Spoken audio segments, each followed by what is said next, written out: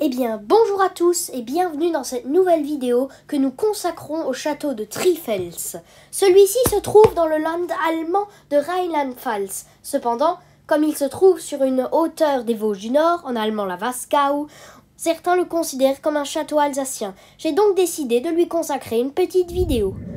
L'histoire commence en 1081 lorsque le château est mentionné pour la première fois. Avant d'entrer au couvent d'Irschau, un certain Dimar cède le Trifels au roi de Germanie, Hermann de Salm. En 1088, après la mort d'Hermann, l'empereur germanique Henri IV le Salique achète le château qui devient ainsi château impérial. En 1113, après être passé entre les mains de l'archevêque de Mayence Aldebert Ier de Sarrebruck, la forteresse revient à l'empereur Henri V.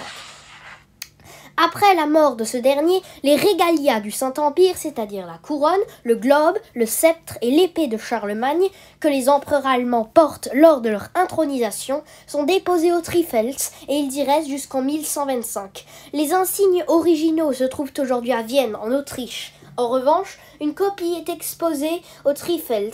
Les régalias reviennent au château en 1208 après l'assassinat du roi Philippe de Hohenstaufen. Les insignes y restent jusqu'au couronnement de l'empereur Othon IV. Entre-temps, en 1155 et 1174, l'empereur Frédéric Ier de Hohenstaufen, plus connu sous le nom de Frédéric Barberousse, avait séjourné au Trifels. En 1192, le roi d'Angleterre Richard Cœur de Lion, accusé de trahison envers les croisés, fut fait prisonnier et puis livré à l'empereur Henri VI de Hohenstaufen.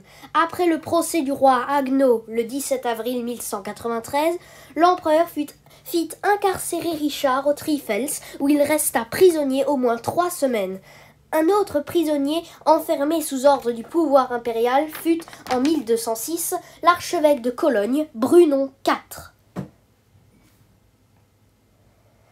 À la fin du XIIIe siècle, la forteresse perdit son statut de château impérial et elle devint, en 1410, propriété du prince de Zweibrücken. En 1602, après avoir été frappé par la foudre, le château est dévasté par un incendie. Les ruines servent de refuge aux habitants lors de la guerre de 30 ans. En 1635, après une épidémie de peste, le château est définitivement abandonné.